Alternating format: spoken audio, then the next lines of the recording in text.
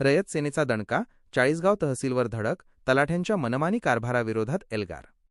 चाळीसगाव तलाठी सजेवर राहत नसल्याने आणि सातबारा नोंदींना होणाऱ्या विलंबाने त्रस्त झालेल्या नागरिकांसाठी रयत सेनेने आज रणशिंग फुंकले. जानेवारी 12 रोजी तहसील कार्यालयासमोर जोरदार आंदोलन करण्यात आले. आंदोलनाचे मुख्य मुद्दे: तलाठ्यांनी मुख्यालयी सजेवर राहणे सक्तीचे करावे, खरेदी विक्रीच्या सातबारा नोंदी विनाविलंब पूर्ण कराव्यात, विद्यार्थी व शेतकऱ्यांची अडवणूक थांबवावी. आंदोलनाला यश आंदोलनाची दखल घेत नायब तहसीलदार शिंदे यांनी लेखी आश्वासन दिले की सर्व तलाठ्यांना मुख्यालयात राहणे बंधनकारक केले जाईल आणि प्रलंबित कामे वेळेत पूर्ण होतील.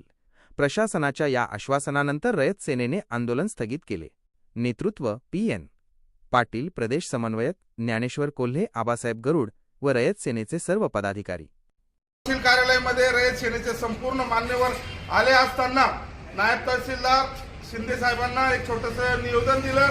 कारण निवेदनाची मागणी अशी आहे की चाळीसगाव तालुक्यातील 148 खेड्यांमध्ये जे कार्यरत तलाठी आप्पा आहेत त्यांच्यापासनं आमच्या शेतकऱ्यांना, काही गोरगरिबांना सातबाऱ्यापासनं थोडं वंचित ठेवलं जातं. तो टायमावर मिळावा आणि जी खरेदी विक्रीचं केलं जातं ते 21 दिवसात त्यांच्या नावावर लागलं पाहिजे, अशी रयत सेनेची मागणी आहे.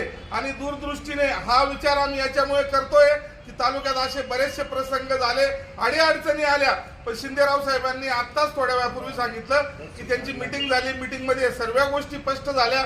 याच्या पुढे शेतकऱ्यांना, गरीब मान्यवरांना हा त्रास होणार नाही. मग तो दाखला असो, रहिवासी दाखला असो, सातबारा असो किंवा मग खरेदी विक्रीची आवक जावक असो, याबद्दल स्पष्टता असेल. जे ड्युरेशन, जो टाइम दिला असेल तो चौकटीत राहून तो पूर्ण केला जाईल आणि कोणालाही अडचण येणार नाही.